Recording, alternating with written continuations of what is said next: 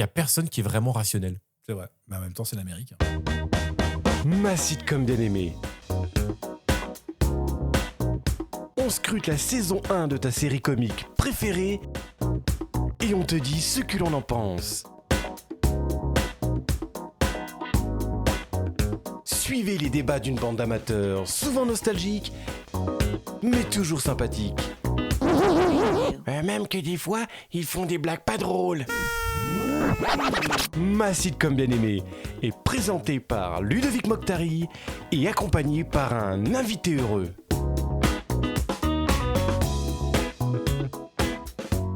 Et aujourd'hui, c'est avec Butch, humoriste strasbourgeois. Salut mon Ludo. Comment ça va ? Ça va bien et toi ? Bah ça va. Bienvenue dans ce nouvel épisode de Ma sitcom bien aimée et aujourd'hui nous allons parler de Malcolm. Et pour parler de cette famille de terribles garnements, j'ai l'honneur d'avoir mon Butch. Salut mon Ludo, rebonjour. Bah rebonjour du coup, ouais. Voyons, on commence bien, nous. J'avais dit pas de café avant l'émission. Pas de café. Oui, donc nous allons parler de Malcolm. Ça fait un petit moment maintenant que j'avais envie de revenir dessus, toi. Tu regardais bien, toi Ah oui, j'ai regardé. Mais alors, pas l'année où c'est sorti, pas en début 2000, plus Ouais. vers la fin des années 2000, moi, tu vois. Plus, d'accord, ok. Ouais, Ouais. plus vers 2006, 2007. Voilà. D'accord, et tu aurais dit ça, oui, à la télé. Ah oui, sur M6, évidemment. Ouais, bah ouais. Moi, je ferais sur W9. Ouais, le groupe M6, quoi. Bah, qui aime les multi-rediffusions de séries. C'est quand ils ont un truc. Jusqu'au bout, quoi. Ouais, ils l'usent. Oh, je crois que c'est les Simpsons qu'ils ont vraiment épongé jusqu'à la moelle sur W9. C'est vrai ? Ah oui, c'est repassé sur W9. Ça repassait pendant un temps sur W9 et t'en avais littéralement tout le temps, quoi. Le week-end, mais je crois qu'ils faisaient des après-midi Simpsons. Moi, je te dis ça parce que j'ai connu le lancement des Simpsons sur Canal+. Moi, Ouais, mais oui. Ça date, là. Ah oui, oui. Ça date. Et toi, t'étais comment à l'école ? Est-ce que t'étais plus comme Malcolm, comme Reese Alors, j'aurais adoré avoir 165 de QI. J'aurais adoré savoir me battre. Mais non, moi, j'étais plus comme Francis. Moi, j'étais l'enfant terrible. L'enfant à problème. Ouais. C'est celui qui a systématiquement peu mieux faire sur son bulletin. Il est gentil, mais voilà, on l'aime bien au village. On l'aime bien, mais ça serait bien qu'il fasse un peu mieux quand même. Ah oui, non, mais ma mère a passé plus de temps à l'école que moi, finalement. À force d'être convoquée, tu sais, c'était compliqué. Bon, au final, elle buvait un petit coup avec les professeurs, quoi. Oui, sur la fin, oui. Ouais. Ils étaient torchés, ils en avaient marre. Ils ne pouvaient plus rien faire, de toute façon, quitte à boire, allons-y, franchement. Alors, avant de te présenter le générique de Malcolm, pense à t'abonner à ma sitcom bien aimée. Et si tu es complètement dingue, laisse-nous un commentaire, ça nous donne de la force pour continuer et surtout, ça chatouille l'algorithme de ta plateforme de podcast pour que l'on soit plus présent. Alors, chose promis, chose due, voici le générique de Malcolm. Yes, no, maybe. I don't know. Can you repeat the question? You're not the boss of me now. You're not the boss of me now. You're not the boss of me now. And you're not so big. You're not the boss of me now. You're not the boss of me now. You're not the boss of me now. And you're not so big. Life is unfair. Putain, il est bon ce générique. Il est incroyable, franchement.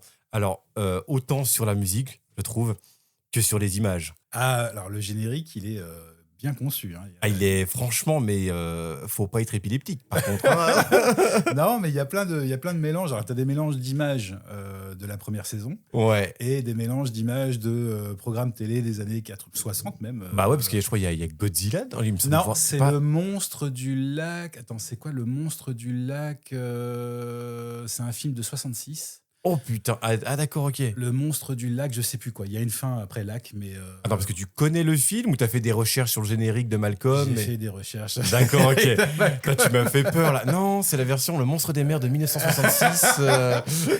Tout comme il y a une image dans le générique où tu vois un arbitre se faire mettre KO Ouais. par un boxeur. Et c'est vraiment un match des années 80 qui a eu lieu à Las Vegas. Je ne me souviens plus des noms des boxeurs, mais effectivement, pendant le match, à un moment, tu as l'arbitre qui veut séparer les deux. Tu en as un qui décoche une gauche, ouais. qui rate le boxeur, mais qui met KO l'arbitre en un coup, quoi. Et c'est un film, ça, du coup. Non, c'est pas un film, c'est un vrai match de boxe. Ah, c'est un vrai match de boxe, d'accord, ok. C'est un vrai match de boxe qui a eu lieu à Las Vegas. Ouais. Punaise, mais attends, maintenant, j'ai envie de voir ces images, là. Non, mais ça doit être surprenant. La tête, imagine, tu regardes un match de boxe et t'as l'arbitre qui se fait mettre KO, quoi. Oh, ça arrive souvent. Ouais, mais j'arrête pas assez de matchs de boxe. Hein. C'est pas mon truc le vendredi soir. Ah, t'as raté des beaux matchs alors. Putain, et on était sur Malcolm là. Ouais. Putain, ça fait pas À deux chaque mi- fois. Ça à fait chaque pas fois. 2 minutes, ça fait pas 2 minutes, les mecs ils partent quoi. Oui, donc très bon générique de Malcolm en tout Excellent, cas. voilà. Ah, on l'aime bien celui-là. Alors Butch, Malcolm, qu'est-ce que c'est? Malcolm in the Middle, en VO. C'est une sitcom de 7 saisons de 151 épisodes. Elle a été diffusée du 9 janvier 2000 au 14 mai 2006 sur la Fox. Et la série a été créée par Linwood Boomer. Et si tu veux en savoir plus sur Linwood Boomer, je t'invite à rester jusqu'à la fin de l'épisode, car il a joué dans une série que tu as forcément vue si tu as grandi dans les années 90, ou peut-être même avant aussi. Oui, même avant et même après. Et même après. Elle a été rediffusée un nombre incalculable de fois. À travers le monde en plus. Hein. La saison 1 de Malcolm a 16 épisodes. Elle a été diffusée du 9 janvier 2000 au 21 mai 2000. En France, la série a été diffusée sur Série Club, puis principalement sur le groupe M6. Alors Butch, Malcolm, ça raconte quoi? Eh bien, la série raconte le quotidien de la famille de Malcolm, troisième fils d'une fratrie de 4 garçons. Enfin, au début de la série. Au début de la série, oui, j'ai ouï dire que à la fin, il n'y avait pas le même compte. Hein. Non, ils étaient un peu plus sur la série. Alors j'ai un petit fun fact. Hormis dans le pilote, le nom de la famille de Malcolm ne sera plus jamais prononcé. C'était une volonté de Linwood Boomer afin que tous les spectateurs puissent s'identifier à la famille de Malcolm. Est-ce que tu te souviens toi du nom? Ouais, je m'en souviens. Ah. Sans regarder mes fiches, en plus. Oh, on le dit, on spoil pas. Moi, je pense que si les gens restent jusqu'à la fin, peut-être on le dira à la fin. Oui, on le dira à la fin. Ah, et ça c'est une bonne idée ça. Et tu devrais travailler dans la communication. Bah, je devrais en faire mon métier. Oh là là là là là là là là là. Alors comme vous l'entendez, il y a beaucoup de personnages, mais alors qui sont-ils? Eh ben, on commence par Malcolm, puisque c'est le personnage central de la série. C'est le troisième fils de Hal et Lois. Il est doté d'un quotient intellectuel de 165, ce qui ne l'empêche pas de faire énormément de bêtises. Malcolm est interprété par Frankie Muniz. Alors pour vous présenter un petit peu l'intellect, on va dire, de Malcolm, je vous invite à écouter ce petit extrait. Ok, voici leur numéro. 3, 6, 9, 9, 7, 4, 1, 2, 6, 8, 2, 3, 9, 1, 4, 0 et 3, 4, 2, 4, 1, 8, 0, 4, 1, 8, 3, 5, 3, 6, 6, 8. C'est exact. Waouh.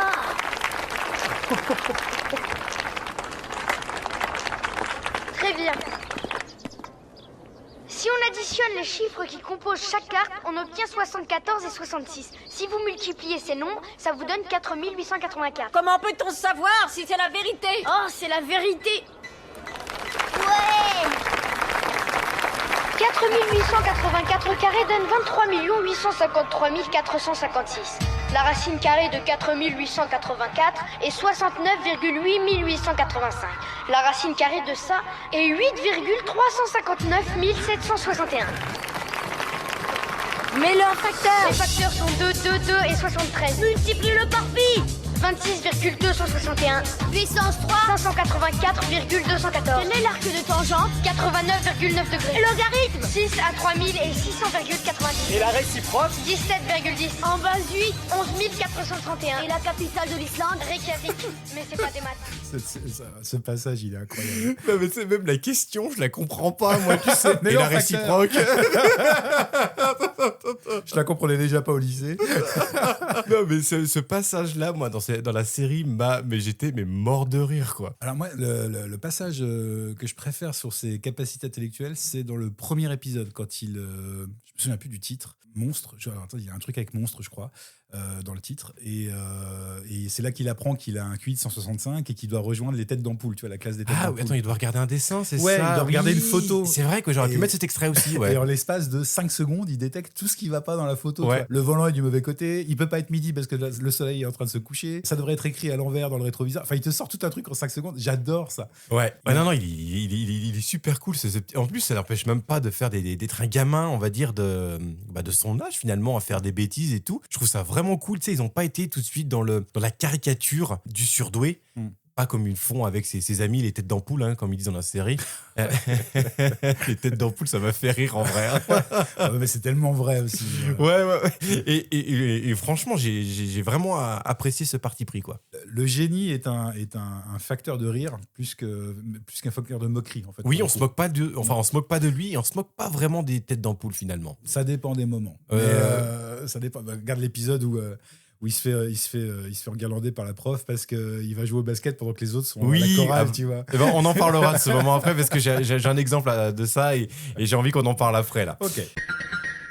Hal est le père de famille, il est irresponsable, indécis et immature. Bien que fou amoureux de sa femme Lois, il se plie totalement à son autorité. Hal est interprété par Bryan Cranston. Ce génie. Putain, mais alors lui. Non mais lui, bah tiens, on va écouter un extrait. Les enfants, ce sandwich s'appelle l'atomiseur de ventre. On prend une grande saucisse qu'on couvre de fromage, on l'enroule dans du bacon et on la fait frire dans une bonne tranche de lard. C'est indescriptible. Bon appétit.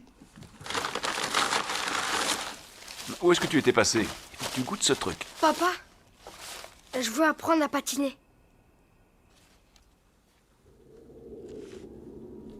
Tu ne pourras plus faire marche arrière une fois que tu auras commencé. Oui, je sais. Il faudra t'impliquer complètement, fils. Quand on prend ce chemin-là, on est obligé d'aller jusqu'au bout. Tu es sûr d'être prêt pour ça? Vraiment prêt à 100%? Oui, enfin, je crois. Chouette, on attaque demain. Allez, prends-en un avant que tu n'en aies plus. Il me fait rire ce personnage. Non mais il est incroyable, le génie de Bryan Cranston de passer du coq à l'âne, c'est énorme. Après, tu as choisi l'extrait de mon épisode préféré. Oui, oui, oui, de oui, toute oui, la non, première saison, et voire même de toutes les saisons, je crois que c'est un de mes épisodes préférés. mais j'adore ce passage-là parce que quand il commence à lui parler de patinage, t'as carrément la réalisation qui prend un parti pris, t'as tout qui s'assombrit autour de lui et tu sens que c'est une chose très sérieuse pour Hal. Et tu sais que c'est une des particularités de la série, pour le coup, de la sitcom, c'est que justement, pour les années 2000, c'était à l'inverse de Seinfeld et de Friends, Ouais. pas tourné en public, Ouais. tourné avec une seule caméra quand ils étaient en extérieur, etc.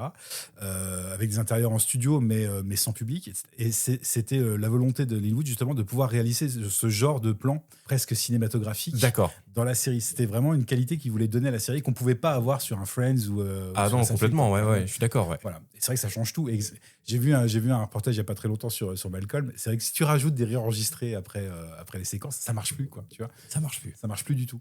Mais là, pour le coup, cet épisode, il est lunaire, quoi. Déjà, il y a un truc que j'ai pas compris. Pourquoi ils vont apprendre à danser à l'école, dans la cour de l'école? Ah oui, alors ça, je ne sais pas. Peut-être parce que je ne sais pas. Peut-être parce qu'il y a la place. Il n'y a pas de voiture, c'est peut-être le plus sécuritaire, j'en sais Parce rien. que je me dis, pour Malcolm, c'est la honte. T'imagines, il y a tous ses potes qui arrivent d'un coup et ils le voient faire du patin à roulette, là. Mais le pire, c'est pas ça.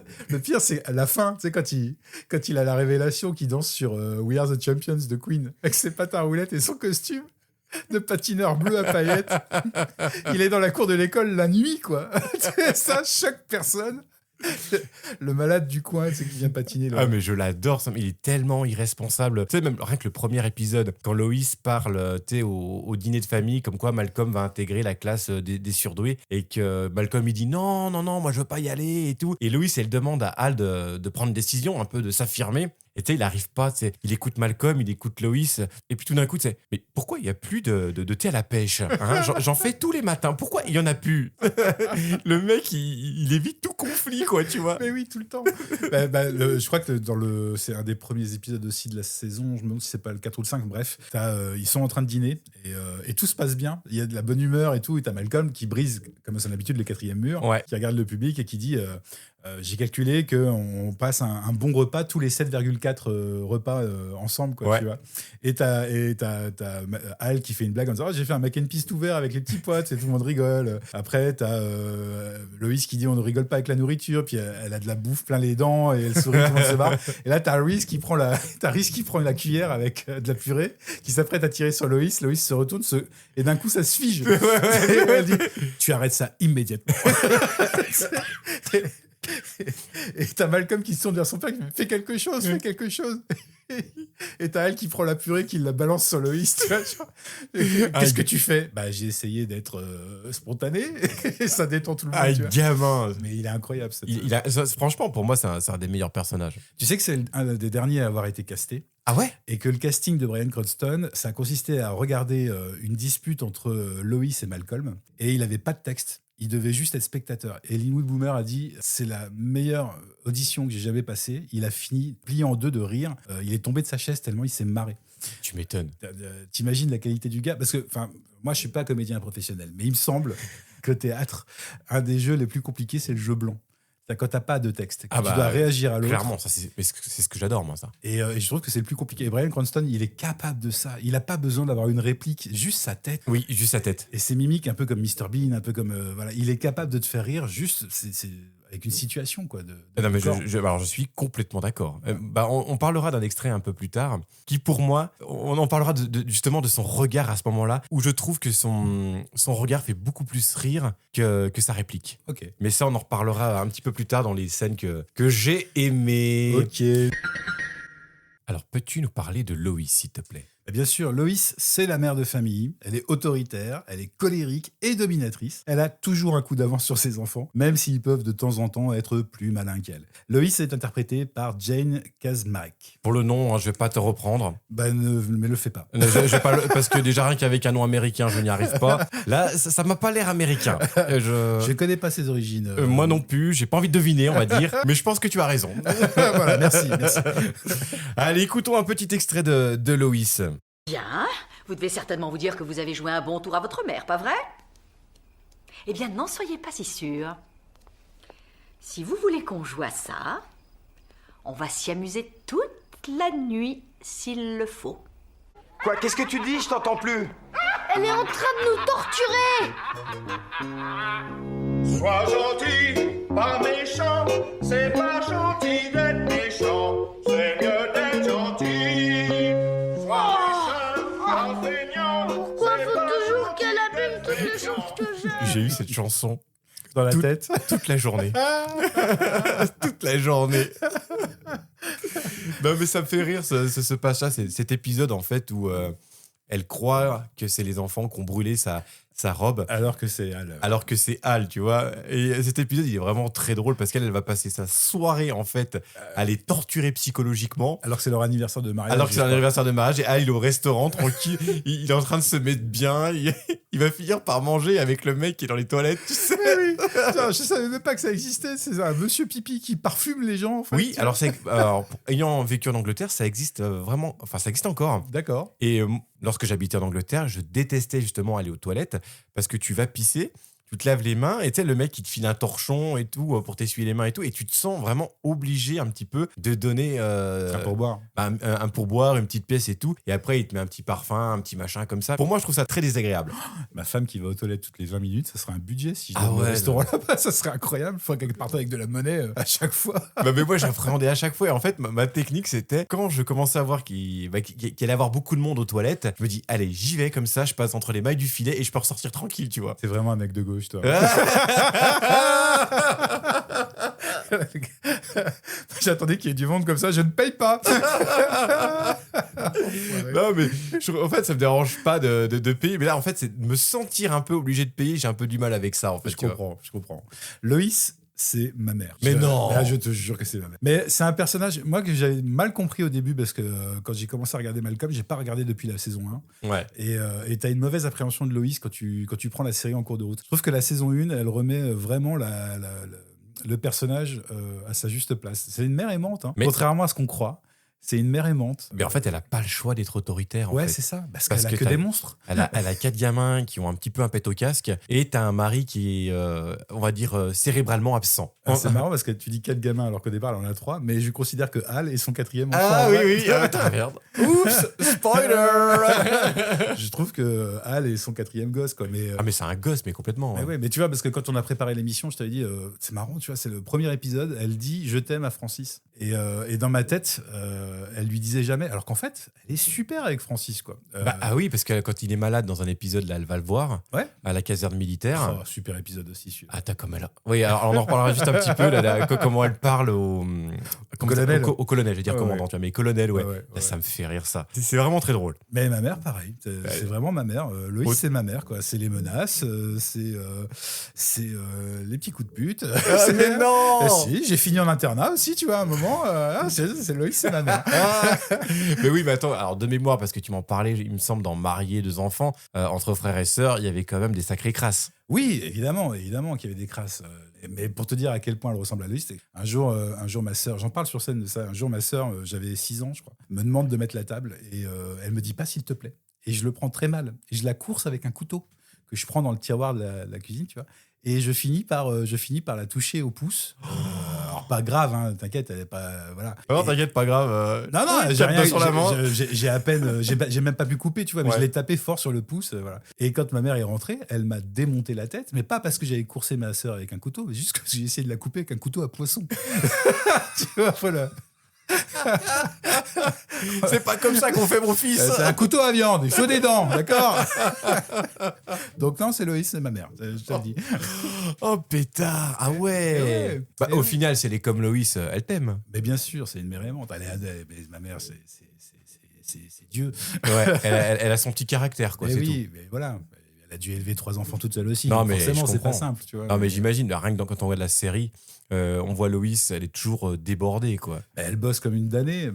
Après, je trouve que c'est vraiment, pour le coup, c'est le vrai reflet d'une famille américaine moyenne. Je suis assez d'accord, ouais. Qui rencontre des difficultés financières, qui est obligée de cumuler les tafs, de bosser de nuit, d'aligner les trucs, de payer les traites comme ils peuvent. C'est vraiment ça, quoi. Je trouve que la série est bien faite pour ça. T'as un vrai aperçu de ce qu'est une famille moyenne américaine, standard. Ce qui est assez bien, en fait, c'est que dans cette série, tu vois, on nous vend pas la famille idéale comme dans d'autres sitcoms, tu vois. Ouais. Là, on n'a pas le père parfait, on n'a pas la mère parfaite. Dès le départ, on sait qu'ils sont pleins de défauts, quoi. Tu vois, pour reprendre Friends, par exemple, les mecs, ils vivent dans le centre-ville de New York. Ouais. Ils ont tous des jobs... On va dire average, quoi. C'est voilà. c'est pas des jobs, à part peut-être Ross. Qui est professeur de paléontologie, c'est pas non plus, tu vois, Ouais, qui est obligé mais- de faire des heures sup en plus, mais qui vivent à ce village, qui ont des gros apparts. qui ont des gros apparts. Enfin, je veux dire, Ross va se marier à Londres à un moment. quoi. Ouais. Tout le monde y va. Ils font des voyages à Las Vegas en partant de New York. Enfin, à aucun moment c'est réaliste, quoi. Normalement, Joey pourrait pas partir. Hein. Mais non, c'est clair et net. Bon, après, Joey, il pique le taxi de Phoebe pour y aller, etc. Ok, mais je veux dire, la plupart des personnages se payent quand même des trucs que toi et moi, enfin, qui pourraient pas se sont payer. pas possibles, quoi. Je suis Donc, assez d'accord. C'est pour ça que la série, là, elle est plutôt juste, quoi. Ouais. Genre, comment on va payer la facture? Et tant pis, Reese, il fera pas d'études. De toute façon, il est trop con, tu vois. Enfin, je trouve que c'est assez bien fait, quoi. Voilà. Il y a une scène justement aussi qui m'a marqué, il me semble que c'est dans le pilote, où c'est la professeure qui vient annoncer à Loïs que elle n'a pas répondu à ses messages, comme quoi Malcolm était surdoué. Ouais. Et quand elle ouvre la porte, elle est à poil, quoi. Oui. Elle avait oublié d'être habillée tellement elle faisait plein de trucs en même temps, Mais quoi. oui. Et ça, c'est vrai que tu dis, oui, non, mais ça, c'est la réalité, en fait. Alors, je dis pas que tout le monde est à poil chez soi à faire les tâches ménagères, j'en sais rien, tu Et vois. c'est bien dommage. Et c'est bien dommage. Et c'est bien dommage. Parce que j'ai fait du porte-à-porte, moi, monsieur. J'aurais bien aimé qu'on m'ouvre dans cette tenue-là. Ça t'est jamais arrivé. Non. Mais non. Pourtant, j'ai fait 3 mois de France Loisirs, mais jamais j'ai eu ce plaisir-là. Ouais, mais France Loisir aussi. Ah, mais porte-à-porte, France Loisirs. Hein. Attention, hein. Et une centaine de portes par jour minimum, hein, monsieur. Hein. Comment Oh là t'as là. dû t'en faire fouler. Ah, mais t'as pas idée. Oh là là là là là là. Bon, passons au suivant. Francis est le frère aîné de la fratrie. Il est envoyé dans une école militaire au fin fond de l'Alabama pour avoir fait trop de bêtises. Il déteste l'autorité et aurait fait plus de bêtises que ses 3 petits frères réunis. Francis est interprété par Christopher Kennedy Masterson. Oh putain, là. Oula, mais arrêtez-moi. Alors là, rien à redire, rien à redire. Arrêtez-moi là, arrêtez-moi là. Impeccable. Oui, j'aime beaucoup aussi Francis. D'ailleurs, on va écouter un petit extrait, tiens. Peut-être survivras-tu, ou peut-être pas. Beaucoup ont péri entre les mains du grand exécuteur. Ceux-là ont eu de la chance. Aurais-tu peur? Bah, maintenant que tu le mentionnes, non. Quoi? As-tu peur à présent? Non. Ça me chatouille le nez, c'est tout. Hein? Tu es suspendu au-dessus d'un puits sans fond. Dans 5 secondes, je couperai la corde. As-tu peur maintenant? Alors là, franchement, pas une seule seconde. Mais pourquoi? Ça fout la trouille à tous les autres. Oui, bah, je suis désolé, mais moi, je trouve que c'est vraiment trop amateur, les gars. Je vois bien que vous vous donnez beaucoup de mal, mais j'ai été tourmenté par de meilleurs que vous. Laissez-moi vous parler du maître en la matière. Un marché? Mais où vous avez vu qu'il a marché? Faudrait mettre des binocles, mon petit père. Ou alors commander une canne blanche au Père Noël. Vous allez me coller une faute technique à moi. Voilà, épisode où Francis se fait bisuter dans son école militaire. Et ils n'arrivent pas à le bisuter, en fait, Francis, parce que son maître, c'était sa mère. Eh oui. Alors, pour moi, la meilleure scène qu'il décrit, Francis, c'est pas celle-là. Celle-là. J'ai pas dit que c'était la meilleure, attention. C'est la scène où tu le vois année après année faire des conneries. Oui, il se fait reprendre, il se fait toper par son père avec une fille dans son lit. Il se fait toper par son père après avoir brûlé la voiture. Il se fait toper par son père après avoir été ramené par les flics à la maison. Je peux t'expliquer. Et il a son monologue. Je peux t'expliquer. Oui, évidemment, je suis désolé, sincèrement désolé. Et je comprendrais que tu me retires ta confiance, mais je vais t'expliquer pourquoi ça ne se reproduira jamais. C'est un baratineur, mais tu vois le monologue qui n'évolue pas, avec les situations qui changent, tu vois, et je trouve cette scène incroyable. Quoi. Et surtout, en plus, quand il est avec la meuf dans le lit, là. Oui. Mais en fait, j'ai pas compris si c'était dans la chambre de Francis ou dans la chambre de ses parents. Je crois que c'est la chambre de Francis. Parce que la chambre des parents, elle a une disposition différente. Le lit, là, dans cette scène-là, le lit, il est sous la fenêtre. D'accord. Et la chambre des parents, le lit est contre un mur. Oui, c'est vrai, oui, c'est vrai. Non, mais j'aime beaucoup aussi Francis. C'est un baratineur, c'est un... Je sais pas comment vraiment le décrire. C'est un petit filou, quoi. C'est un filou qui a toujours de la chance. Ouais. Il finit toujours par s'en sortir. Mais grave. Et à l'école militaire, il est incroyable. Il s'en sort bien avec le colonel. Il arrive toujours à... le colonel arrive des fois à retourner la situation quand même à son avantage, mais le personnage est incroyable. Quoi. Mais j'aime bien justement la relation entre Francis et le colonel. Ouais, il y a un côté paternel. Ouais. Il y a un côté paternel qui est assez drôle. Par exemple, cet épisode où il doit faire une petite partie de billard, là. Ah oui. Et tous les deux, en fait, t'as Francis qui est un peu taraudé, c'est-à-dire que s'il gagne contre le colonel, il va avoir je sais pas comment on dit, un gage ou. S'il gagne, ses collègues, en fait, ses potes, ses frères d'armes. Oui. Et si tu gagnes, il va être de mauvaise humeur, il va tous nous punir. Voilà. Donc, ouais. si tu gagnes, on te met la misère. Et le colonel, en fait, il lui dit, le truc, c'est qu'il faut une première partie et le colonel gagne. Et il met la misère à Francis en disant, vous pourriez jouer mieux que ça, etc. Et finalement, il le convoque dans son bureau en disant, j'ai appris qu'il y avait quelqu'un qui gagnait des parties de billard en ville. Donc, vous avez triché contre moi, vous m'avez laissé gagner. Et donc, il dit, si jamais vous perdez, si vous me laissez gagner à nouveau, si vous perdez, si vous perdez, vous passerez 230 jours consécutifs à lever le drapeau à 3h du matin et vous resterez nus, debout toute la nuit pendant les 3 heures suivantes à attendre que le soleil se lève pour aller vous rhabiller. Quoi, tu vois. Donc, il y a le choix entre le peste et le choléra. Quoi. Il y a du sang dans ça. On en parlera un petit peu du colonel après parce qu'il est quand même assez particulier. Okay. Mais oui, pour en revenir à Francis, c'est un personnage que j'aime beaucoup et j'aime bien aussi cette relation qu'il a avec Malcolm. Il a tendance un petit peu à aider Malcolm en fait. Par exemple, dès que Malcolm a un problème, il va appeler son grand frère. Il va pas aller voir Reese, il va aller voir Francis. Et c'est ça que j'aime. Ce qui est normal et on va comprendre pourquoi puisque je vais parler de Reese. On parle de Reese. Allez, c'est parti. Reese, c'est le deuxième frère de la fratrie. Et c'est sans doute le plus turbulent. Il adore faire souffrir ses frères, même s'il les adore au final. C'est un grand frère quand même. Oui. Reese est interprété par Justine Berfield. Allez, on s'écoute un petit extrait de Reese alors.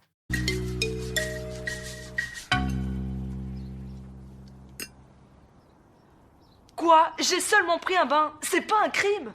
Si ça doit devenir une habitude, dis-le. Il va falloir que je revoie le planning du matin pour en tenir Chérie, compte. laisse-moi régler ça.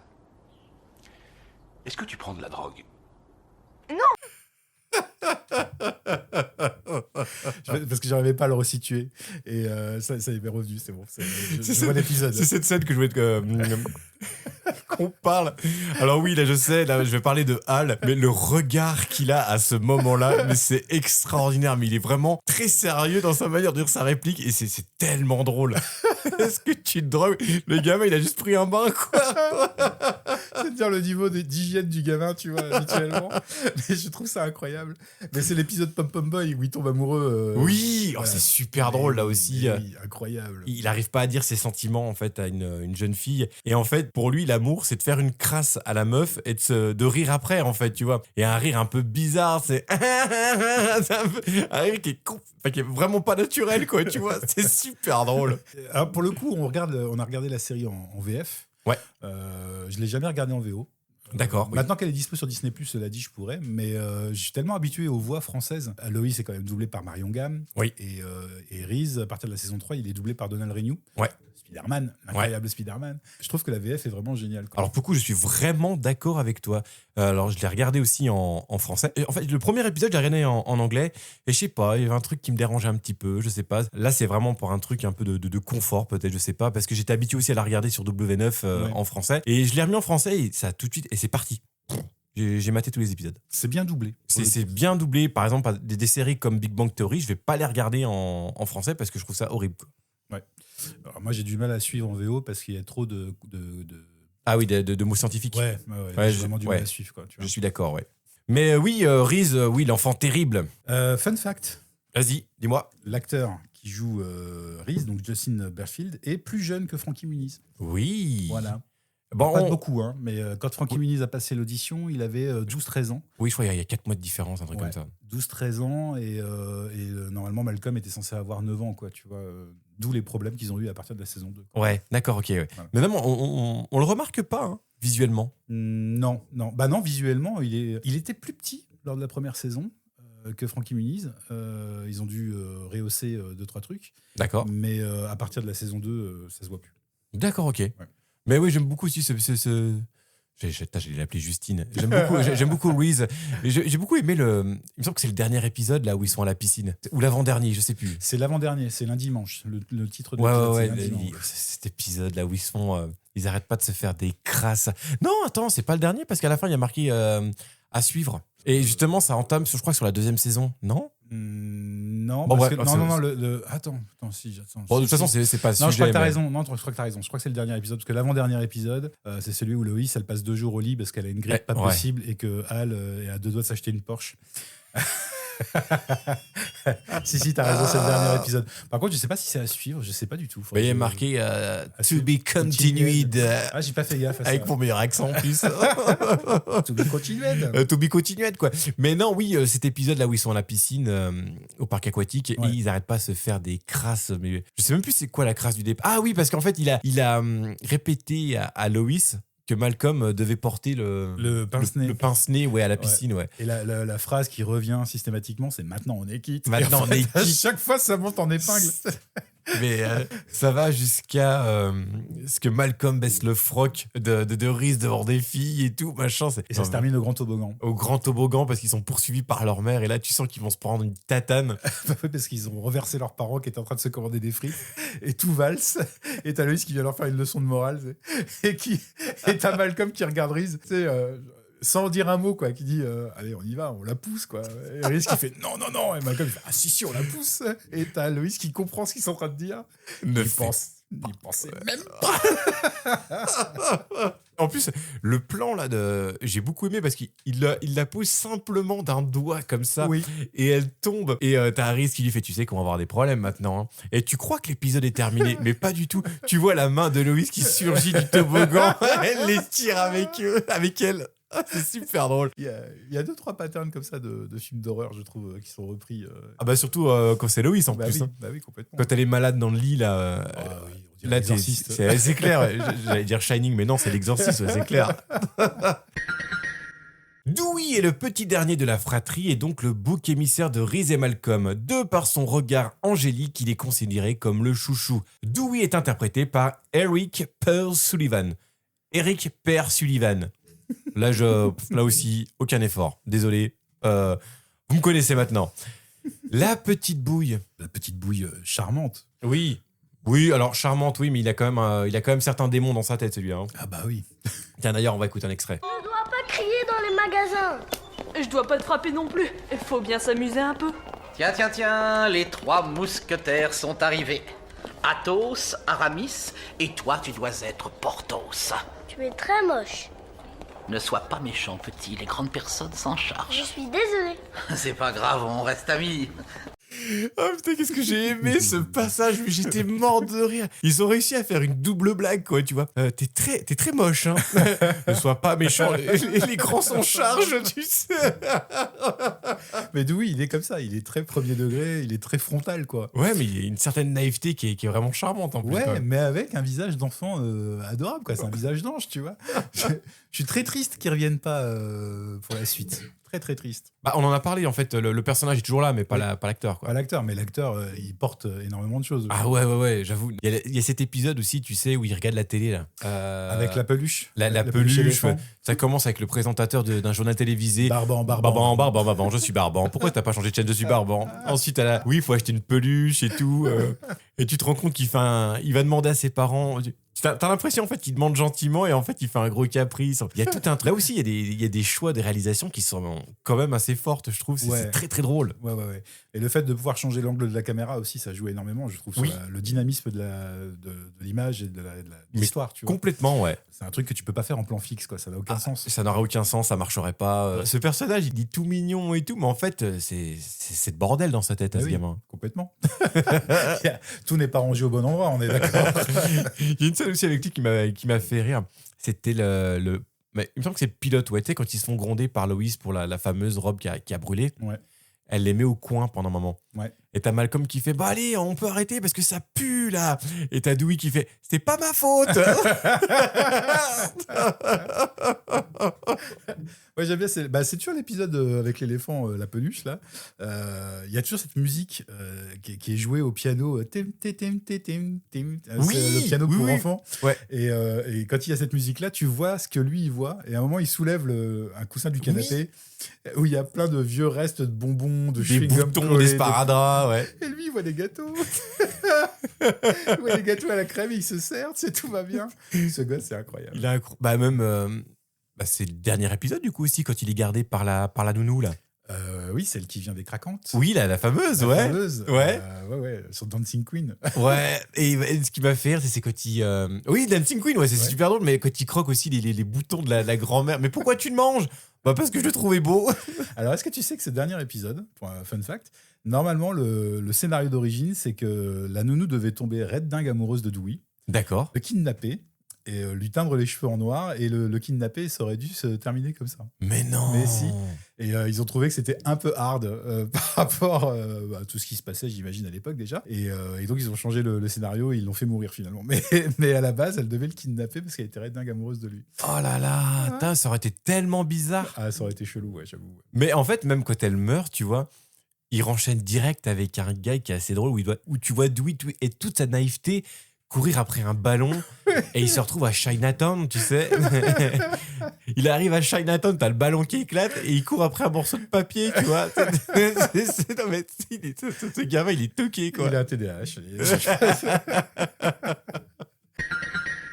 Alors, il y a évidemment pléthore de personnages secondaires qu'on ne pourra malheureusement pas tous citer, mais on va en citer quand même quelques-uns. On va commencer par Stevie Kernaban, ou Kernaban, je me rappelle plus comment on dit. Bon, Kernaban, j'imagine. Ouais, Kernaban, hein, ouais, il est pas franchouillard. Non. Il a pas l'air, ouais. Peut-être, non, je ne sais pas. Ouais, je sais pas non plus, ouais. Donc, Stevie Kernaban est le meilleur ami de Malcolm, il est paraplégique, asthmatique, et ne possède qu'un seul poumon, ce qui fait qu'il doit respirer profondément tous les 1-3 mots. Il est interprété par Craig Lamar Taylor. Et je te propose d'écouter l'extrait qui, je pense, m'a fait mourir de rire.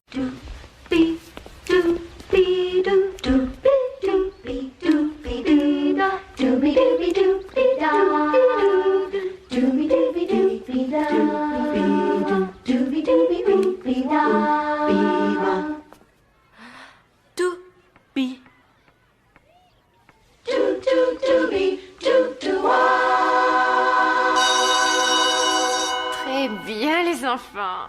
Fin de la récréation. mais c'est pas vrai. Oui, je sais. Malcolm, qu'as-tu à dire à tes camarades qui sont restés en classe durant la récréation pendant que tu jouais au basket avec tes copains?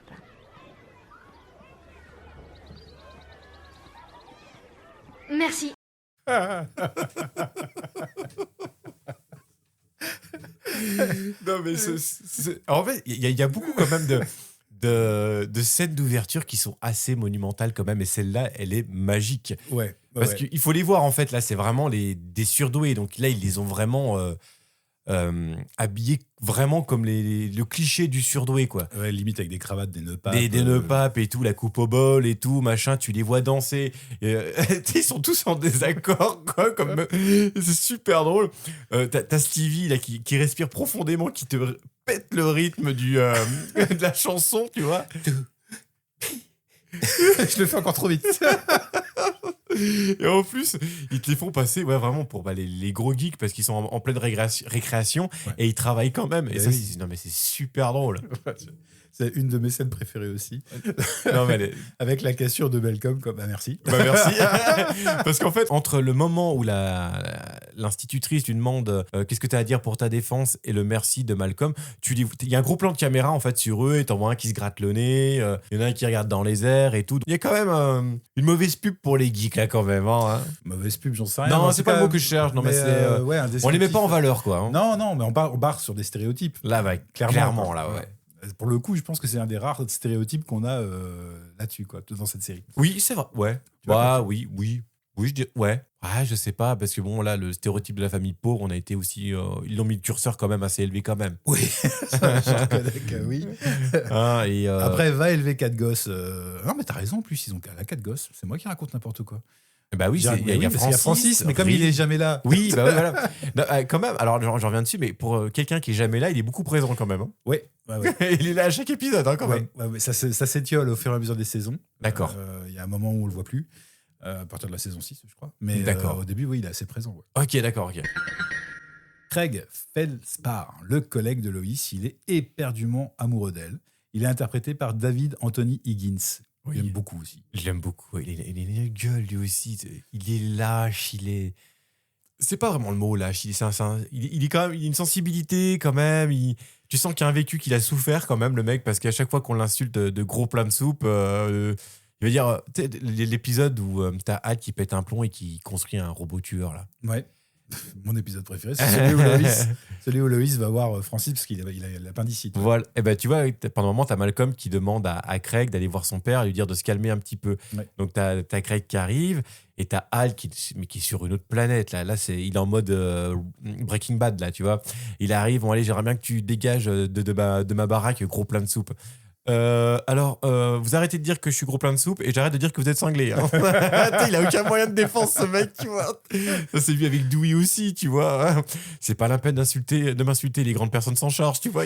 Mais il y a une thématique récurrente dans cette série, finalement. Tous les personnages ont un vécu compliqué avec leurs parents. Oui. C'est vrai, oui, c'est vrai. Et Craig, il échappe pas à ça. Son père, c'est un sportif qui a monté une chaîne de comment on appelle ça là, de sport club là, tu sais, les sports 2000, les intersports. Non, de centres de musculation là, tu sais. Les gyms. Ouais, voilà, les centres de gym.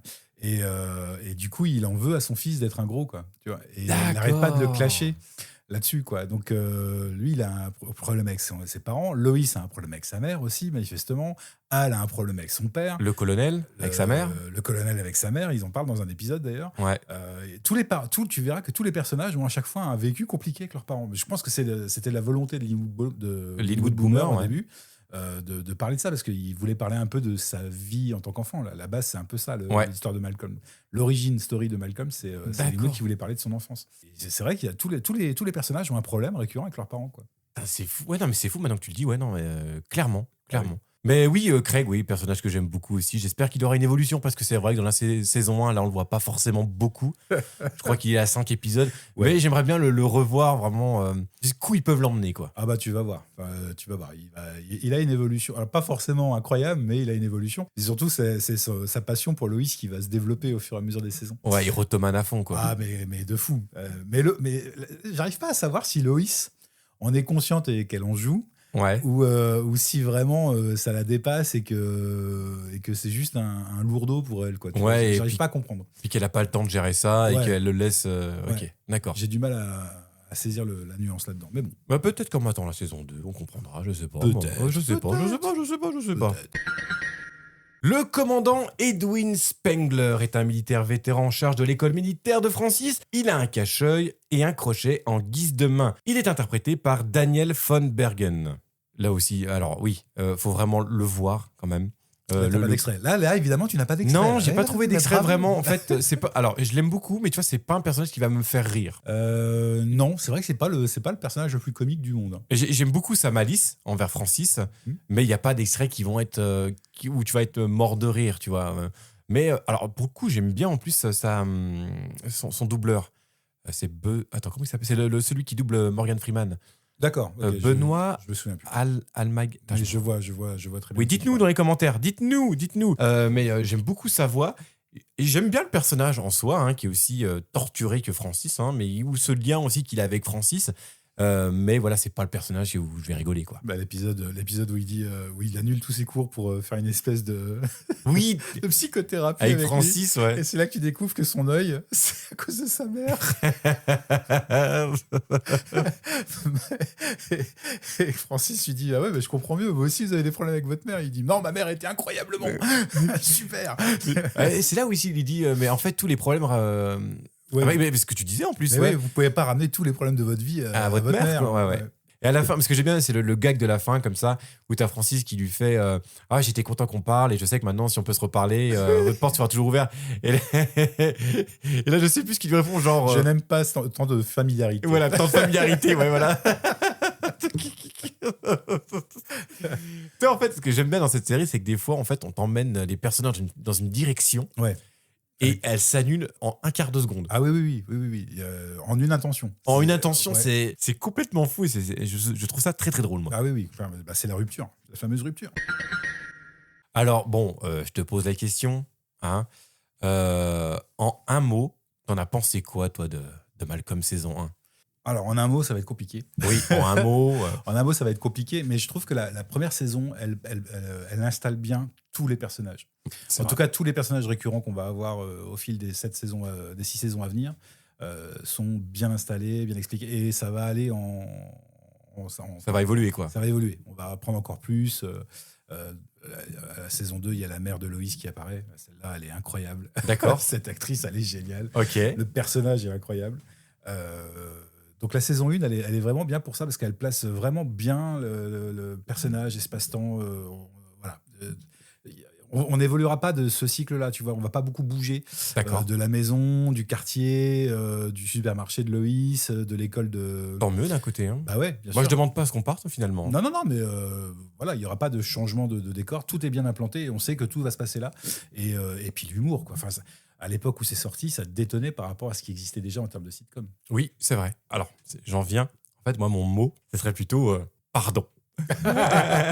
Pourquoi pardon ? Mais parce qu'en fait, à l'époque, je n'aimais pas cette série, en fait. Tu vois, c'était pas une série que j'aimais particulièrement, mais en fait, quand je regardais ça, j'étais en BTS, donc j'ai fait déjà la vingtaine, tu vois. Ouais.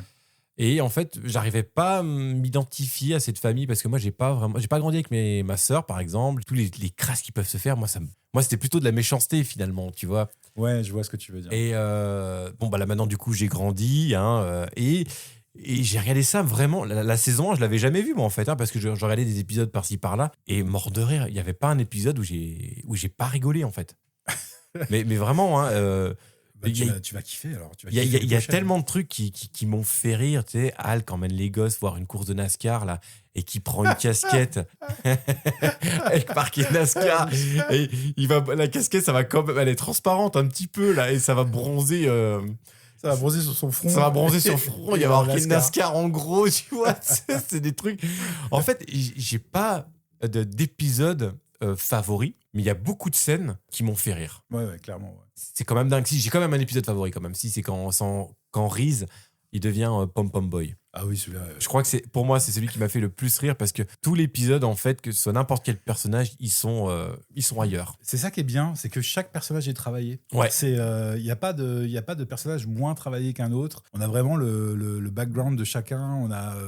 Ils sont tous installés. Ouais. Et pas au détriment d'un autre. Tu vois, ça fonctionne toujours.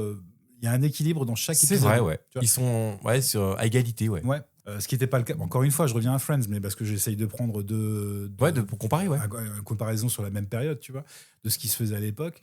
Sur Friends, chaque épisode, tu avais plus ou moins 2-3 personnages qui étaient développés, dont l'histoire était développée. Les autres, c'était vraiment accessoire. Là, c'est beaucoup plus équilibré, quoi. Il y a des interactions avec tout le monde. Il y a personne qui prend le lead, en fait. Non. Alors que, par exemple, Al, il aurait pu prendre le lead, je pense, haut la main, tu vois. Ah oui, clairement, oui. Tu vois, c'est comme Big Bang Theory, tu vois. Big Bang Theory sans Sheldon, ça fonctionne pas, tu vois. C'est plat. C'est plat, il va manquer un truc, tu vois. Ouais. Non, là, je suis vraiment content d'avoir redécouvert cette série, quoi. Eh ben, je suis ravi. Parce qu'il y a encore plein de saisons à regarder. Oui, bah là, oui. Et c'est quoi, toi, ton épisode... Enfin, oui, ton épisode préféré. Oui, si je peux dire ça, ouais, ton épisode préféré. Ouais. J'en ai deux. En fait, c'est celui où justement Al apprend à Malcolm à patiner. Alors ça, celui-là, il est incroyable. Dancing Queen. Non, c'est pas Dancing Queen, c'est. C'est. Non, c'est plus. C'est une chanson de Queen, non? C'est une chanson de Queen, c'est We Are the Champions. Ouais. Alors, il y a celle-là, et puis il y en a une autre. Ouais.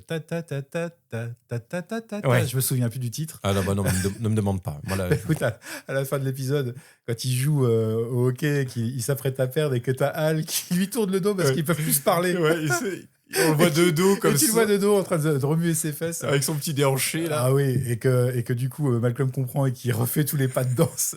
Franchement, cet épisode, il est incroyable. De voir Al en tenue à paillettes dans la cour d'école à minuit passé. Franchement, voilà. Et encore une fois, un épisode avec Al, c'est celui où Loïs part en Alabama voir Francis parce qu'il a l'appendicite. Oui. Et que Al est abandonné à lui-même pendant 3 jours. Et qu'en 24 heures, il pète les plombs. Il s'est plus nourri, il se remet à fumer.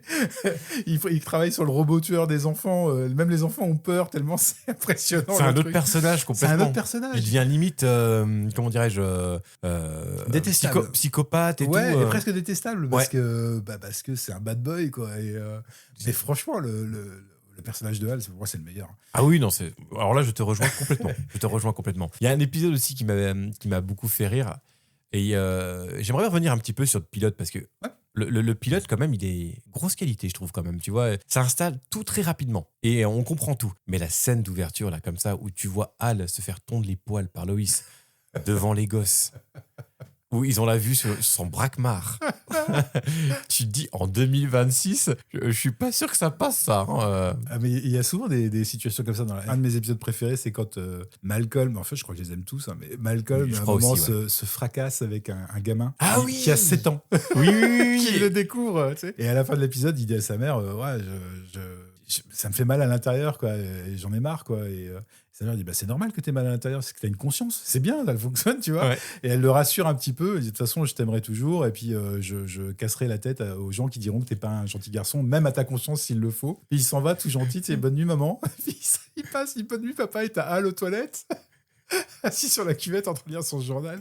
Il est toujours en train de faire des trucs complètement incongrus à côté de ses gosses. Non, mais je me dis, tu vois, moi j'ai grandi principalement avec ma mère, donc les scènes comme ça, moi tu vois, j'ai pas vécu, mais je me dis, t'es dans une famille nombreuse, t'as des scènes comme ça, mais ça te prépare à la vie direct en fait. Ah bah oui, ça te prépare à l'armée, hein, ça c'est sûr. Il y a plus de complexe, quoi, tu vois. Il y a un épisode aussi qui m'a beaucoup fait rire, c'est quand ils vont à l'école de Malcolm, pour la fameuse. La kermesse, fête de l'école, la kermesse. Ouais. Et ça m'a. Alors, il y a beaucoup de trucs qui m'ont fait rire et il y a eu un moment super touchant. Alors, tu vois, t'as un peu un double épisode. T'as Hal, enfin, toute ta famille qui va à la kermesse, dont Francis. Ouais, qui vient de rompre et qui se retrouve une chérie. Ça va super vite. Ouais, qui vit toute la relation, du début jusqu'à la fin. En épisode, quoi. Ils arrivent, ils se roulent une pelle, on les revoit, quoi, allez 5 minutes plus tard, c'est l'amour de sa vie. 10 minutes après, t'as Francis qui présente la meuf à Hal. Tu sais, si, je t'en ai parlé, là. Et t'as Hal, t'es gros faux cul. Ah oui, il m'a beaucoup parlé de vous et tout, tu sais. Cet épisode, il est lunaire. En plus, après, 5 minutes après, quoi, il rompt. Ouais, il rompt. Il rompt, parce qu'en fait, il a regardé une infirmière. Ouais. Et donc, elle est pas d'accord, elle est super jalouse. Et elle est peut-être 2 minutes après. T'as une scène comme ça où t'as l'impression qu'ils se sont pas vus depuis 20 ans. Ah, t'as l'air d'aller bien. T'as l'air heureuse. L'épisode est incroyable. Et cette partie aussi, où t'as Hal et Loïs qui vont à la rencontre des autres parents, où ils se rendent compte qu'en fait, le barbecue, c'est que des trucs de soja, de comment ça s'appelle, c'est quoi le truc en champignons de shiitake, je sais pas quoi là. Ah oui, et que Hal, il a ramené de la vraie viande. Lui, il a ramené la barbaque et tout, et ça fout la merde partout. Tout le monde est malade. Parce que t'as toutes les, bon, je les appelle les têtes d'ampoule, hein, mais c'est parce qu'ils sont appelés comme ça dans la série. Oui. Ils mangent de la viande et là, c'est la fin du monde pour eux. C'est le diable, quoi, la viande et tout. Mais oui. Tu vas adorer l'épisode du barbecue du boulot de Hal. D'accord. Je sais plus dans quelle saison c'est, mais tu vas adorer. Non, mais je pense que je vais. Ouais, de toute façon, je vais pas vous faire languir plus longtemps. Je vais regarder la saison 2 de toute façon. Quoi. On va tous se les retaper. Voilà. Et pourquoi Ah oui, pourquoi Et oui, toujours dans cet épisode de la kermesse, là, il y a un moment qui m'a beaucoup touché parce que t'as Malcolm qui va faire une démonstration de son intellect. Et ses parents, c'est peut-être la première fois qu'ils vont se rendre compte qu'en fait, c'est un génie. Et quand ils se retrouvent tous dans la voiture, il y a un moment de silence. Mais genre, comment on aborde le sujet et tout, machin. Et ça finit par une grosse crasse, je crois, c'est de Reese qui vient frapper Malcolm et ils se mettent à rire de ça parce qu'ils savent pas comment aborder ce sujet. Et j'ai trouvé c'est vraiment cette scène très touchante. Mais c'est le pattern de la famille. Ils sont pas doués avec l'expression des sentiments. Ouais. Ils savent pas se dire je t'aime. Ils essayent de le montrer, mais ils sont toujours maladroits dans la façon de faire. Mais ils sont maladroits dans la vraie vie, ils sont maladroits dans leurs gestes du quotidien, mais ils sont maladroits aussi dans la façon d'exprimer leurs sentiments. Et Loïs a grandi que comme ça, de façon sans amour de sa mère, en tout cas avec un amour un peu vache. Ouais. Et donc elle fait ça avec ses enfants, quoi. Mais il y a un vrai amour profond et très fort dans cette famille. Bah oui, c'est là où tu t'en rends compte en fait, parce que là ça passait vraiment par le regard. Et c'était vraiment, je crois que c'est peut-être la seule scène touchante qui m'a. Il y a celle aussi qui m'a touché, où Loïs va voir Francis et qu'il se rend compte qu'il allait trop loin avec sa mère. Oui. Et qu'à la fin, ils vont voir un match de baseball. Non, ils vont voir le rodéo gay. Ah oui, oui, voilà, ouais. Ah, ça va choquer personne. Parce qu'en fait, le plan final, c'est tu vois tous les garçons avec leur maman dans les gradins, quoi. Tu vois, encore un stéréotype, quoi. Ouais, grave, ouais. Mais ils poussent les curseurs à chaque fois, quoi. Ah, mais là, ça va trop. Là, ils l'ont poussé, mais. Non, mais drôle. Mais tu vois, encore une fois, ce que je te disais, la série a bien vieilli. Ouais. Pour le coup, il n'y a rien de cancelable ou de. Dans cette première saison, tout peut être regardé. Il n'y a pas de. C'est vrai. Enfin, oui, mais nous, on parle sous notre. On va dire notre grand âge. Ouais, sur le prisme de nos décennies. Peut-être que. Parce que tu vois, regarde, il y a la génération, on va dire, comment ils s'appellent, la Gen Z. Ouais. Ils trouvent, par exemple, Friends assez méchant. Mais Friends est méchant. Tu trouves ? Ah, bah ouais. Attends, ah oui, c'est vrai, quand ils parlent des gros. Il y a de la grossophobie assumée bien sûr, sur Friends. Quand Monica, elle est représentée. Ouais, non, c'est vrai, t'as raison. Ouais.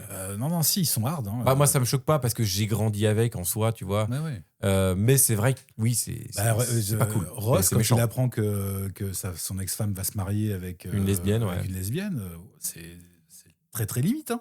C'est très limite. Ouais, hein. j'avoue. Alors que pour le coup, tu vois, c'était assez novateur à l'époque d'avoir un couple lesbien quand même. Ouais, bien sûr. Mais et qui se mariait. Et qui se mariait, qui allait éduquer un enfant et tout.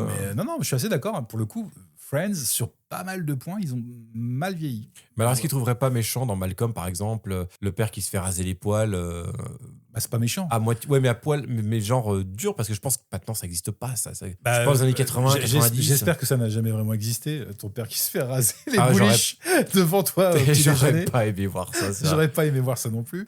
Mais pour le coup, c'est pas méchant. Après, tous vu nos parents au moins une fois par accident à Walpé, tu vois. Oui, c'est déjà, bon, là, à contre-cœur. À contre-cœur, évidemment. Il me regarde avec un air très à contre-cœur. Hein. Oui, bien sûr, évidemment. Évidemment, je vais te conforter là-dedans. Petit Ludo. mais oui, non, il n'y a pas grand-chose de méchant, quoi. Et même Greg, tu vois, c'est assumé. À un moment, quand on reprend ton extrait de tout à l'heure, quand Dewey lui dit vous êtes gros, il dit non mais sois pas méchant comme ça, les adultes sont déjà, tu vois, il y a de la bienveillance dans la méchanceté et la bienveillance. Ouais. C'est pas. Après peut-être dans la saison 2, j'ai pas tous les souvenirs bien sûr, mais dans la saison 1, j'ai rien vu qui me choquait. Contrairement à Friends où quand je regarde aujourd'hui, je me dis waouh. Non mais c'est vrai qu'on s'était fait la réflexion déjà, il me semble, dans le dernier épisode là où il y a des choses qui ont peut-être un peu vieilli. Ouais. Même si c'est toujours feel good, il y a des choses qui ont vieilli. Je pense que non, d'accord, je retire ce que j'ai dit sur on n'aborderait pas les sujets de la même façon aujourd'hui. Ouais. Je suis assez d'accord. Et il y a quelque chose, toi, que tu as regretté quand même ou pas dans cette série, en la regardant peut-être? Non, alors en tout cas pas pour la première saison pour l'instant. Ça viendra peut-être après. Hein. D'accord. Parce que c'est compliqué de faire des saisons entières de 24 épisodes, encore une fois 22, 24 épisodes à chaque fois, sans un peu de redondance ou sans un peu de... Parce que le sujet est toujours le même, quoi. C'est vrai, il y a des épisodes un peu on s'en fout un petit peu. Ouais. Faut meubler, comme on dit. Voilà, moi j'attends avec impatience les épisodes en Alaska avec Francis, les épisodes où il est embauché au ranch. Il va se passer J'ai plein de un choses. vague souvenir de ça, je sais que... C'est trop bien. Sans spoiler, hein, là il va y avoir peut-être un petit spoil. Je me souviens qu'il avait il a une femme pendant un moment. Oui, une femme inuit. D'accord, ok. Ouais. Et qui a un caractère comme Loïs, quoi, non? Ah, c'est la même. Ouais, d'accord. Un peu plus douce quand même. Mais quand elle est vénère, quoi. Mais d'ailleurs, quand elle rencontre Loïs pour la première fois, c'est comme une bataille de chats. Ah, d'accord, ok, ouais. La même chose, quoi. Mais moi, en fait, ça m'a fait plaisir de revoir cette série parce que cet épisode où ils sont en NASCAR, là, la course automobile, tu vois, je regardais un petit peu dans le public et tout, et j'ai eu une vague de nostalgie qui s'est mise en moi, tu vois, où tu vois personne sur son téléphone. Il n'y a pas ce truc, enfin, dans les séries de l'époque, le truc sur les téléphones et tout, machin. Le lien humain n'est pas rompu. Le lien humain n'est pas rompu. Tu vois, il y a un vrai truc des années 2000 que j'ai retrouvé et qui m'a fait tellement du bien. Moi, je te dirais même des années 80. Après, moi, les années 80, j'étais à peine né. Hein, donc, mais il y a un moi truc... aussi. Hein. À peine. Mais il y a un truc que j'ai retrouvé qui m'a fait vraiment du bien et qui m'a fait remonter dans ces années-là où c'est vrai, oui, on commençait à avoir les téléphones, mais ça monopolisait pas les journées, les soirées. Mais même tout au long de la série, hein, la vie de famille n'est pas la même. Les repas sont vraiment des repas tous ensemble. Tu vois, ils sont pas devant la télé à regarder un truc. Ils partagent le repas à table. Il y a des espèces de traditions familiales comme ça. Quand ils discutent, ils sont pas tous sur leur téléphone. Il n'y a pas de console de jeu parce qu'ils n'ont pas les moyens de s'en payer une. De toute façon. Attends, il avait. Si, attends, je t'avais envoyé un screen. Ah si, oui, la Game Boy sans jeu là. Sans jeu, effectivement. On a eu une discussion de 20 minutes pour savoir s'il y avait des jeux préenregistrés sur la Game Boy. Eh ben sachez que non, messieurs dames, d'accord. Il n'y avait pas de jeu préenregistré sur les premières Game Boy. Et il me semble aussi qu'il y a un épisode où ils ont la Nintendo 64. C'est pas impossible. Ça, je me souviens pas. Mais en fait, encore une fois, ça revient pas à chaque épisode. Non. On ne parle pas de jeux vidéo, de choses comme ça. C'est vraiment un accessoire pour meubler, quoi. Et c'est même sain quelque part dans cette série. Ils font des bêtises, d'accord, mais ils font des bêtises parce qu'ils essayent de combler l'ennui. Ouais. Tu vois, aujourd'hui, un gamin, si tu veux avoir la paix, tu vas lui donner un écran entre les mains et tu vas être tranquille, quoi. Tu lui mets une série, un film, Netflix, un Disney, tu lui mets une tablette entre les mains, un jeu, etc. Il va s'occuper, mais c'est pas le bon moyen. Ça travaille pas l'imaginaire, ça travaille pas la créativité. Ouais. Eux, ils font des bêtises parce qu'ils s'ennuient. Ouais. Et que pour combler l'ennui, et ça soude les liens familiaux. Je trouve que cette série, elle est plutôt positive pour ça, quoi. Elle est plutôt positive. Mais oui, en fait, c'est des conneries de gamins, quoi. Mais oui. Qu'on a plus ou moins tous fait. Ouais. Hormis la dernière où pour que Loïs soit plus en colère après Francis, il décide de faire une bêtise encore plus énorme et qu'il balance un truc du toit. mais ouais, cette famille, elle est unie, ils font des trucs ensemble. Non, ouais, c'est beau. Franchement, ça m'a fait du bien. Et je le dis, ça m'a fait du bien de voir Malcolm. Parce que les sitcoms, finalement, tu revois, ça se tourne un petit peu en rond. C'est toujours un petit peu les mêmes sujets, c'est un groupe d'amis ou une famille. Mais là, en fait, c'est une famille qui est un peu dysfonctionnelle. Enfin, beaucoup dysfonctionnelle. Toi, c'est un petit peu comme si on avait pris les Simpsons et quand on avait fait une version live. Tu vois, un peu, tout le monde, il y a tout le monde qui a un pet au casque. Ouais, complètement. Tu vois, regarde, dans les Simpsons, t'as comment il s'appelle le voisin qui est cato, là, Floyd. C'est pas Floyd? Non, comment il s'appelle? Je me rappelle même plus, avec la moustache, là. C'est pas Smithers. Ah, je m'en souviens plus. Les Simpsons, ça fait 10 ans que j'ai pas maté ça. Je crois que c'est Smithers. Ou Smithers. Non, Smithers, c'est le patron. C'est le patron je raconte n'importe quoi. Bon, bref, il a un voisin et tu vois qui a un pet au casque. Le patron du bar a un pet au casque. Apu. Alors oui, ça fait tellement longtemps que j'ai regardé. Hein. Il a un pet au casque. Tout le monde a un pet au casque. Et cette série, c'est pareil. Tout le monde a un pet au casque. C'est vrai. Il y a personne qui est vraiment rationnel. C'est vrai. Mais en même temps, c'est l'Amérique. Envie de te dire. Oh la balle perdue. Oh la balle perdue. C'est l'Amérique, hein, qu'est-ce que tu fais? God save America. Hein. Alors que sont-ils devenus? Frankie Muniz, qui interprète Malcolm, a stoppé le métier d'acteur quelques années pour se consacrer au sport automobile. Il fera sa première course en tant que pilote professionnel la semaine suivant la diffusion du dernier épisode de Malcolm. Tu te rends compte? En 2010, il devient le batteur du groupe pop-rock You Hang Up. Et il reviendra à l'acting par-ci par-là dans quelques épisodes de séries télé, mais le retour sera compliqué. Et il participera à l'émission Danse avec les stars. Et alors, un petit fun fact. Oh. Oui, c'est Zach Hanson du groupe Hanson qui lui apprendra à jouer de la batterie. Mais ouais. Tu te souviens de ça? Ouais. Doo-wop. Ah oui, Umbap, pas Doo-wop. C'est Umbap. Doo-wop, c'est... Je sais plus qu'est-ce qu'ils chantent. C'est les brioches. Non, mais il y avait une chanson de doo-wop dans les années 2000. Je sais plus, je crois que c'était en plus une gagnante d'un télécrochet. Ah bah je sais pas. Putain, je suis si vieux, j'ai dit télécrochet, quoi. Télécrochet, tu as dit. Télécrochet. Télécrochet, mesdames et messieurs. Ludovic Mokhtar. 40 ans cette année. Ouais. Mais tu vois, ce mec, finalement, il doit être surdoué aussi un petit peu, quand même, parce que le mec, il a eu 40 000 vies, quand même. Il a eu 40 000 vies. Et tu sais qu'il y a eu une rumeur à un moment disant qu'il avait perdu la mémoire sur tous les épisodes de Malcolm. Il se souvenait absolument plus. Oui, j'ai lu ça, ouais. Et ben, c'était une rumeur qui était infondée. Ouais. Et en fait, parce qu'il a fait 9 micro-AVC pendant une dizaine d'années. Certains étaient dus pilote aux accidents qu'il a pu avoir, mais pas tous, parce qu'il a fait plein de sports, hein, donc voilà. Et en fait, ils se sont rendus compte, il a été diagnostiqué il n'y a pas très longtemps, en 2021. Il a découvert qu'il avait des migraines ophtalmiques avec aura, je ne sais plus comment on dit, et que ça perturbait un petit peu sa mémoire. Et puis, il expliquait aussi dans un podcast, animé par Steve-O et Jackass, qu'il était jeune à l'époque de Malcolm et qu'il s'est passé tellement de choses. C'était tellement la folie pendant ces 5-6 ans-là qu'il ne peut pas se souvenir de tout. Quoi. Ouais, tu m'étonnes. En plus, il enchaînait des tournages de films, il faisait Cody Banks en même temps. Ah ouais. Alors ça, par contre, ça mal vieilli. Ah ouais? T'as regardé? Je l'ai vu il y a quelques années. Il faudrait que je le revoie, mais il me semble que...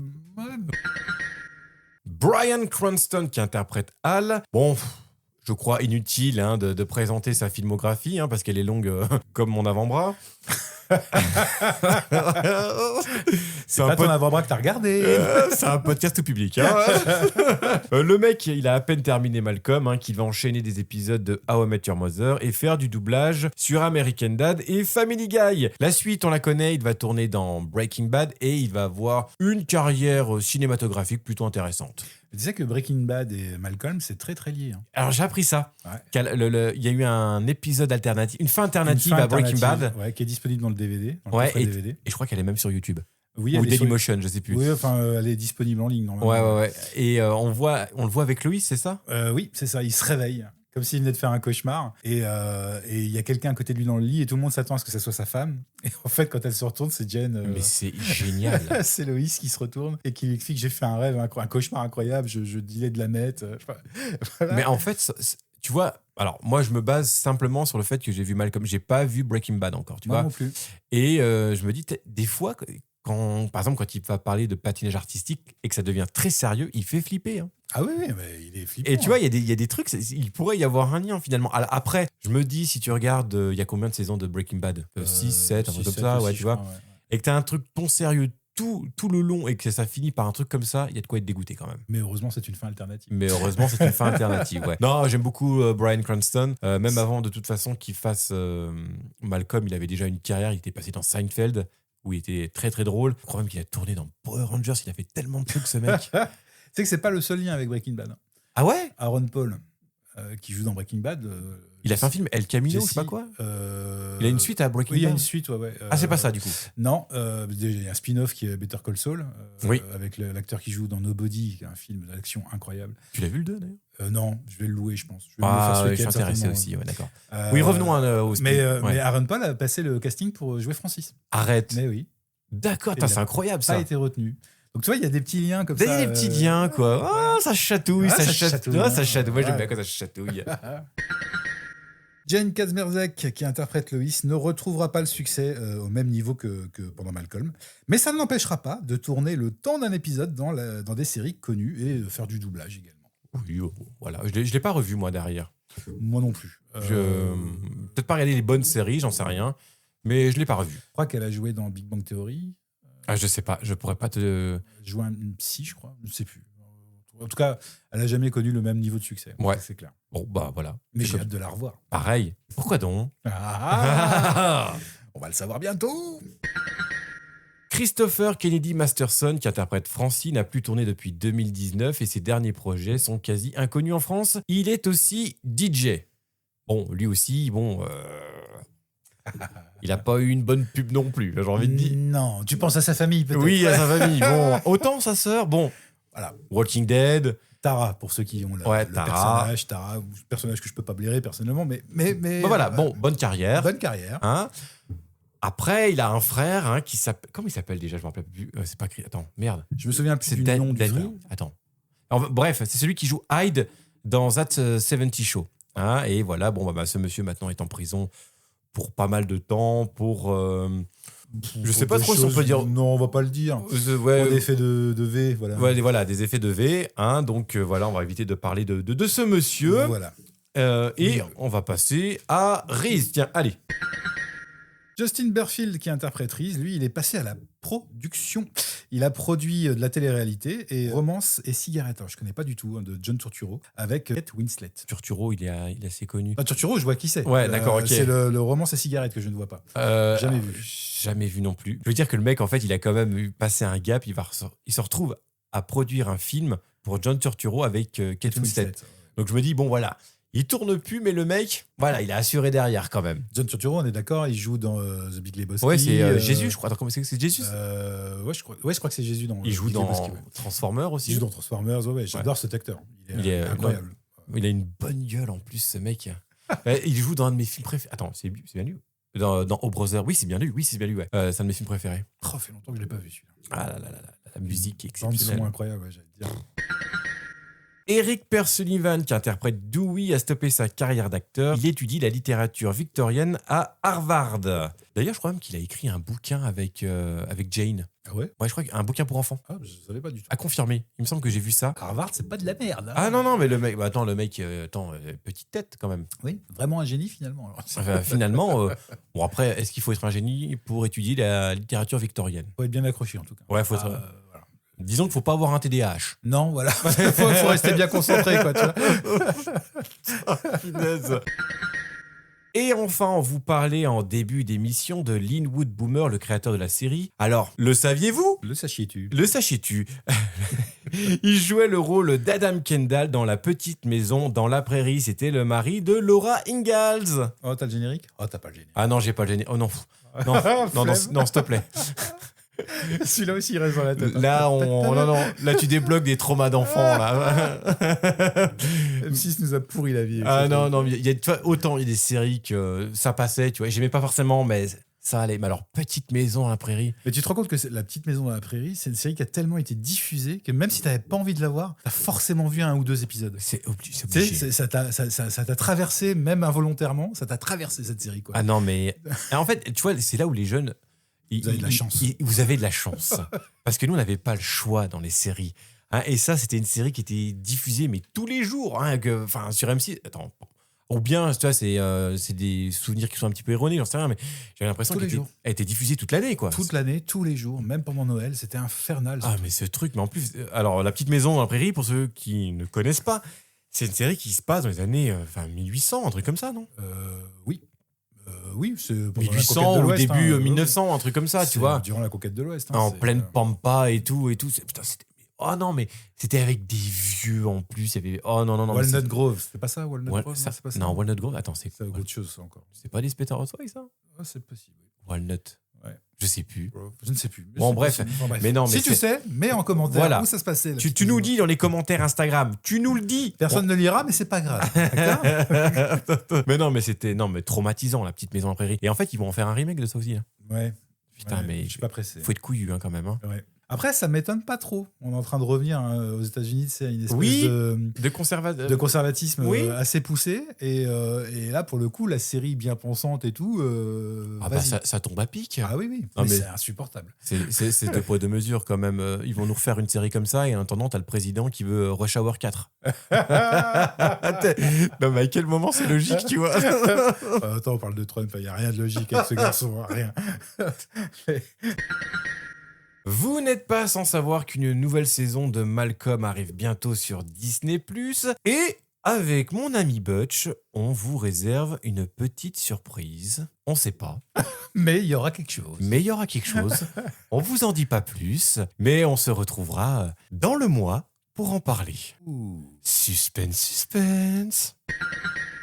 Voilà, c'est la fin de cette émission. Merci Butch. Merci Ludo. Invitation, c'est chaque fois un plaisir. Mais oui, mais c'est cool. Voilà, il y a toujours on dérive, tu vois. On pourrait faire des émissions, on pourrait faire des podcasts de 8 heures finalement.